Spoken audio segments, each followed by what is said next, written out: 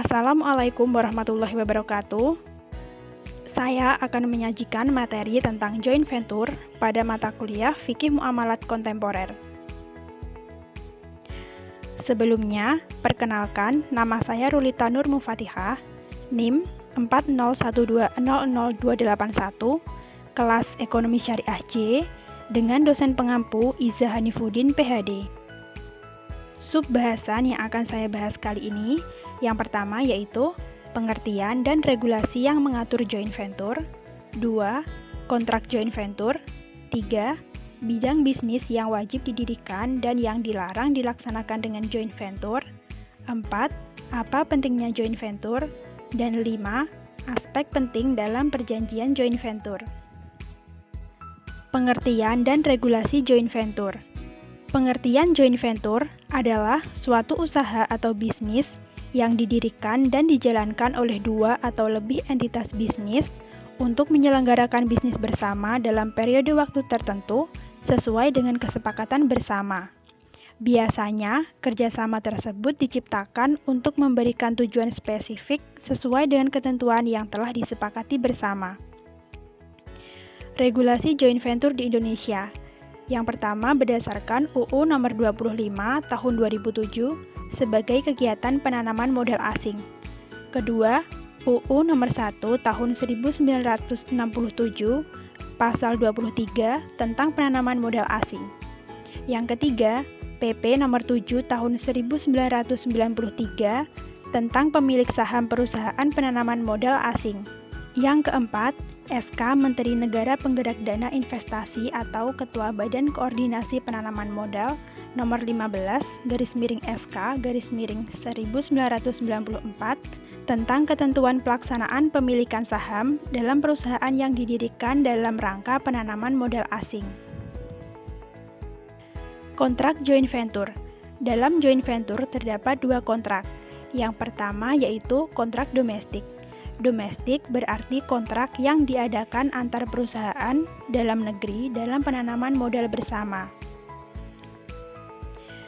Kontrak internasional berarti kontrak yang diadakan antara perusahaan dalam negeri dan luar negeri dalam rangka penanaman modal usaha bersama.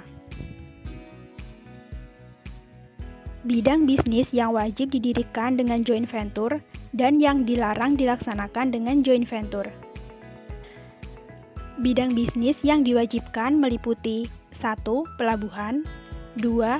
Produksi, transmisi, dan distribusi tenaga listrik untuk umum, 3. Telekomunikasi, 4. Pelayanan, 5. Penerbangan, 6. Air minum, 7. Kereta api umum, 8. Pembangkit tenaga atom, dan 9. Media massa. Bidang bisnis yang dilarang meliputi 1. Budidaya dan industri narkotika golongan 1, 2. Segala bentuk kegiatan perjudian, 3. Pemanfaatan atau pengambilan koral dan karang dari alam yang digunakan untuk bahan bangunan kapur, kalsium, akuarium, dan souvenir atau perhiasan, serta koral hidup atau koral mati dari alam. 4. Industri pembuatan senjata kimia, dan 5. Industri bahan kimia dan bahan perusak lapisan ozon. Mengapa joint venture? Yang pertama, joint venture dapat menggabungkan sumber daya. Dengan entitas yang lebih besar, maka besar kemungkinan hal itu akan memberikan pengaruh yang lebih besar dalam sebuah industri atau lebih banyak memiliki sumber daya guna memastikan kesuksesan suatu bisnis. Kedua, joint venture dapat menggabungkan keahlian. Bisnis yang memiliki sifat teknis, di mana satu perusahaan dapat mempunyai keahlian dalam membuat perangkat lunak, sedangkan untuk perusahaan lainnya mempunyai keahlian untuk membuat perangkat keras.